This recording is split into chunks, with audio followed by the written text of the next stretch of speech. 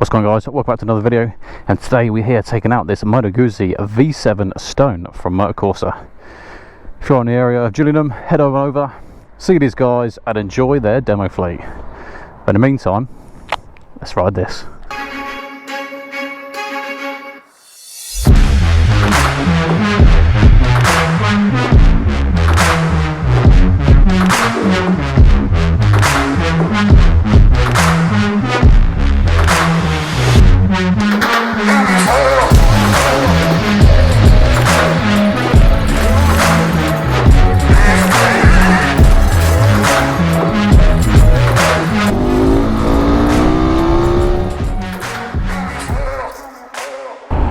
For 2022, Moto Guzzi have upgraded the engine in the V7 by taking the derived engine from the V85 TT. This is the V7 Stone edition. There is also the V7 Special. This V7 has got this beautiful V-twin engine in it, punching out 850cc. Looking at the new numbers for 2022, with increased horsepower from 52 now up at 65 horsepower. One thing you notice when you're stationary and you blip the engine,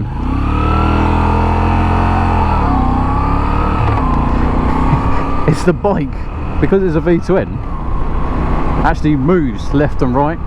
The V7 is also shaft driven, so no need to pay attention to your chain slack. Nice little touch there. And thinking about other forms of maintenance on this bike, the first service maintenance mileage is 900 miles. Now that's a little bit further than normally. My 1290 Subject GT's break-in service was 625 miles, so that gives you an idea of the extra distance required.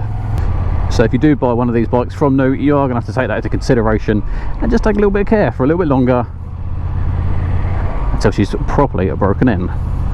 This bike does have a pretty low seat height and it's comfortable. That's one thing you do notice. The seat is big, it's wide and comfortable. Body position, my top half is fairly upright. Handlebars in a nice comfortable reach. Foot pegs are quite in line with my knees, but they are bent in a nice, comfortable, relaxed position. Nice to see we do have LEDs all round, and we've also got daytime running lights. Up front here we do have this nice tacho. It's nicely angled as well, so with this sun the glare isn't washing it out. We've got the Rev Counter at the top, gear on the left hand side and a big speed in the middle. Bottom left hand side we've got the odometer reading, and then on the right hand side you've got your mileage.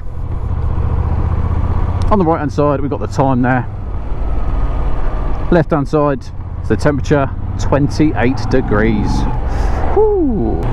For fuel efficiency, this bike definitely wins. We're hitting an average of 71.9 miles per gallon, so you're going to get roughly 200 miles or so from a tank like this. And in today's market, when the fuel prices are ridiculous, that is really handy. Really nice to see.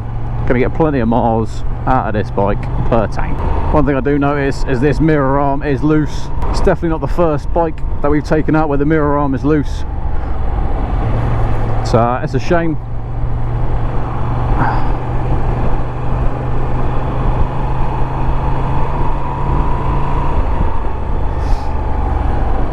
Don't have any tools so I can tighten it up, so it's just going to stay floppy like this.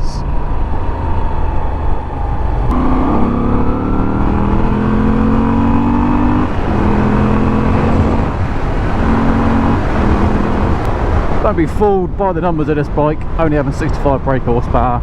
It's got enough to get past the tractor there. And you've got to remember what type of bike this is for. This is going to be amazing for those Sunday rides, just chilling out, plenty of miles. This thing handles really nicely, it's comfortable, easy riding position, comfortable seat. The only one thing you might need to pay attention to is the ground clearance. This has got the twin exhausts, one either side, so if you are going to start banking it in, you might potentially start scraping those exhausts. Looking at handlebars, all pretty simple, self-explanatory. Left hand side we've got our lights and our full beam, indicators, and then a horn, and on the back there you got the passing light.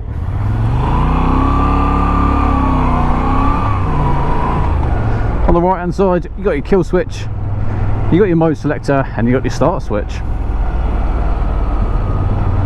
Mode selector, just going to push it and then it will rotate through the different menus. So we've got trip, time, average speed, average fuel, and your current fuel miles per gallon. So I am finding there are some vibrations coming through the seat onto my little derriere. At the minute, nothing too bad. I haven't been on it too long, so we'll see what it's like after an hour or so. This V7 Stone will set you back anywhere between 8,000 and 8,200 depending where you're buying it. Currently at Moto Corsa, this is going for £7,999. These are the type of roads that are absolutely perfect for this bike. Got nice sweeping corners.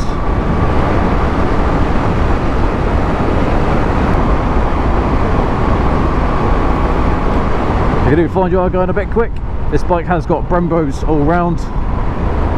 Personally, I do find them lacking somewhat for Brembos. So for me, I'd probably go and change the pads so I can get a bit more bite out of them. But once again, things like braking, it's just personal preference.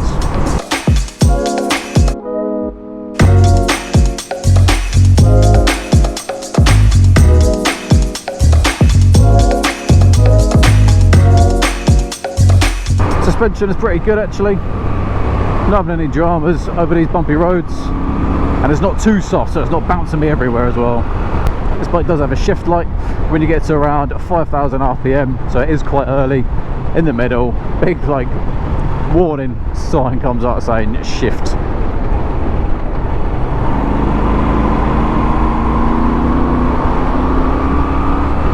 Oh yeah, like I said, perfect roads for this bike.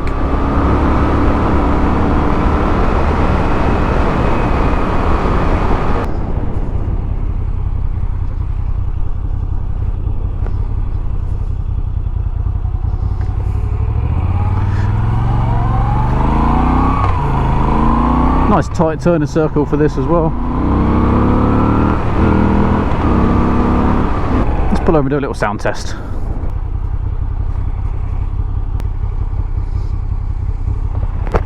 Parallel engine, twin exhaust, look at that. You can just see it wobbling.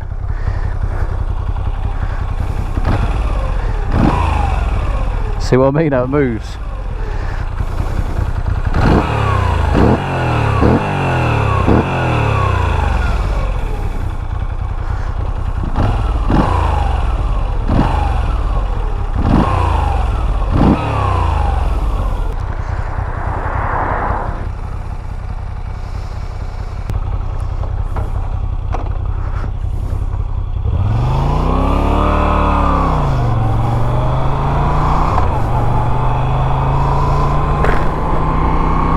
Honestly, for this price point, it is just a really nice, comfortable bike to ride.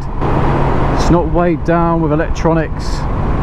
It's just back to old school, retro style, how the bikes used to be made.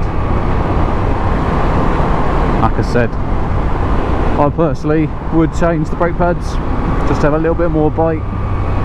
Apart from that, I don't think this bike needs anything. This bike will be perfect for around town. Like I said, it's not tall, both feet flat on the floor, handles nicely, and it's at a good price point as well. So a lot of bikes I jump on that don't have quick shifters, I'm like, oh, the bike needs it, the bike needs it. This doesn't have quick shifter, and I tell you what, the bike doesn't need it. You've got that retro feel with this bike. Don't ruin it having things like quick shifter on it. Good thing with Moto Guzzi is there are luggage options as well, accessories for this. So if you do want to do a bit of touring, whack on the side bags, and this will be fantastic. The only thing this bike doesn't have is a fuel gauge, just a fuel light. One of my personal gripes I like bikes to have fuel gauges, just so I've got a little bit more confidence on knowing how many miles I've got left. The seat's pretty long as well, and so what that means is you can actually shift your weight forward and back. So if you are on the bike for a while and you are starting to get a little bit of sore spots in certain areas, you can then shift your weight around to try and relieve some of that pressure. Yes, we look both ways. Good. As always guys, thanks for watching this video. If you have made it to the end, please make sure you like and subscribe to the channel. Until the next time, ride safe.